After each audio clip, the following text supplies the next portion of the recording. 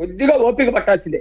ఈ రోజు మొత్తం డొంకంతా కూడా జగన్మోహన్ రెడ్డి దగ్గరికి వెళ్తా ఉంది. మీరు ఏ కేసులు చూసినా గతంలో ఉన్నటువంటి సిబిఐ కేసులు, ఈడీ కేసుల విషయంలో కూడా మీరు వేగవంతం అవుతున్నటువంటి పరిస్థితి కనపడతా ఉంది. జగన్మోహన్ రెడ్డి అవినీతి కేసులు, తప్పుడు పద్ధతిలో సూట్ కేసులు ఏర్పాటు చేసినవన్నీ కూడా ఈ రోజు బయటకు వస్తా ఉంది. దాల్మియా సిమెంట్ విషయంలో కానివ్వండి, అవన్నీ కూడా ఈడీ అటాచ్మెంట్ చేసుకునేటువంటి పరిస్థితి కనపడతా ఉంది.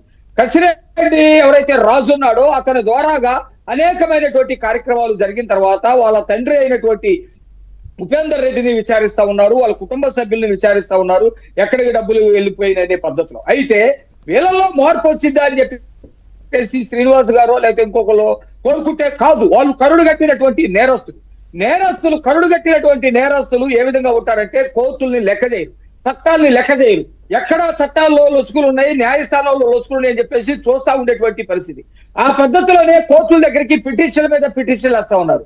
అసలు విషయాన్ని పక్కదారి పట్టించి వాళ్ళు పెట్టేటువంటి పిటిషన్లు విచారణ చేసి మొత్తం కూడా తప్పుదారి పట్టించేటువంటి ప్రయత్నాలు చేస్తా ఉన్నారు.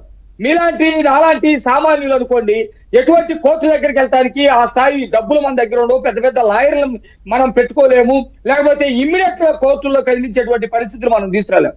అలాంటి బాధితుల్లో కోరికత్తి శ్రీనివాస్ లాంటి వాళ్ళని చాలా మందిని మనం చూసాం.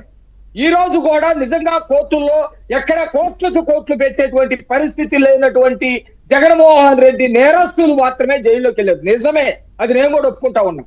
కోట్లకి ఖర్చు పెట్టలేనటువంటి అప్పటికి కొంతమంది కోట్లకి ఖర్చు పెట్టేటువంటి వాళ్ళు కొద్దిమంది ఇప్పటికీ జైల్లో ఉన్నారు.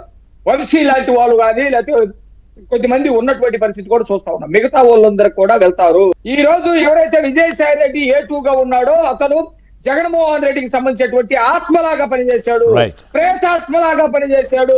ఏ కారణాల చేతనైనా బయటకు వచ్చి కసిరెడ్డి రాజు విషయం కానివ్వండి, మిథున్ రెడ్డి విషయం కానివ్వండి, అదాని డిస్టలరీ విషయం కానీ, మొత్తం ఎవరు చేయించారనేటువంటి విషయాలు కానీ ఖచ్చితంగా తన కోసమో తన రక్షణ కోసమో ఇంకో దానికోసమో విజయసాయి రెడ్డి చెప్పేటువంటి అవకాశాలు కూడా ఉన్నాయి.